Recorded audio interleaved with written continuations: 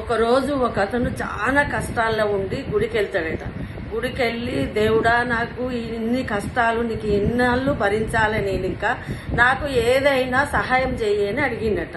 అప్పుడు ఆ దేవుడు ఏం చేస్తాడు, ఇతడి కష్టాలు నిజంగానే ఉన్నాయని జాలిపడి ప్రత్యక్షమయ్యి అతనికి ఒక నాణెమున్న సంచిస్తాడట.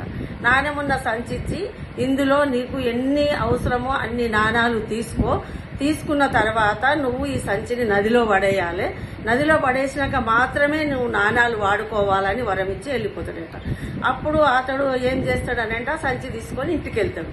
ఇంటికి వెళ్ళి ఇక ఆ సంచిలో నాణాలు తీస్తాడు. తీయంగానే మళ్ళీ నాణాలు తయారైతాయి. అందులో నాణాలు తీసి ఒక పెట్టెల పోస్తా ఉంటాడు, తీస్తా ఉంటాడు, పోస్తా ఉంటాడు. ఇట్లా 24 గంటలు నాణాలు తీసుడు, ఆ పెట్టెల పోసుడు చేస్తాడు. చేసిన తర్వాత తెల్లారి అతనికి ఆకలేస్తే తిందామంటే అన్నం లేదు, ఎటు చూసినా నాణాలే ఉన్నాయి. ఇప్పుడు ఏం చేయాలి అని చెప్పి మరి దేవుడేమో సంచాలయ్యింది, నాణాలు వాడొద్దన్నాడు. నాకు ఇంకా నాణాలు కావాలని ఆశతోటి అతడు ఏం చేస్తాడు, అన్నం లేదు కదా భిక్షాటన చేస్తాడు. భిక్షాటన చేసి అన్నం తెచ్చుకొని తింటా ఉంటాడు. అట్లా ప్రతిరోజు భిక్షాటన చేసి అన్నం తింటాడు. మళ్ళీ ఈ నాణాలు తీసి ఈ కుప్పలు పోసుకుంటా ఉంటాడు. నాణాలు భిక్షాటన చేయడము, మళ్ళీ వచ్చి నాణాలు తీయడం, ఇదే చేస్తా ఉంటాడు. అతనికి ఆశ బాగా పెరిగిపోతుంది. అట్లా తీయంగా అట్లా చాలా రోజులు గడిచిపోతాయి. గడిచిపోయిన తర్వాత ఏం చేస్తాడు, ఒకరోజు చనిపోతాడు.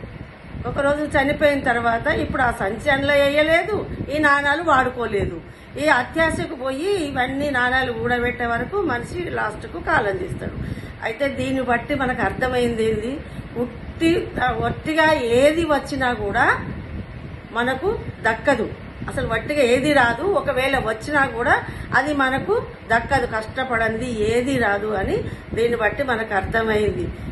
ఇది మీకు నచ్చితే కామెంట్ చేయండి ఫ్రెండ్స్.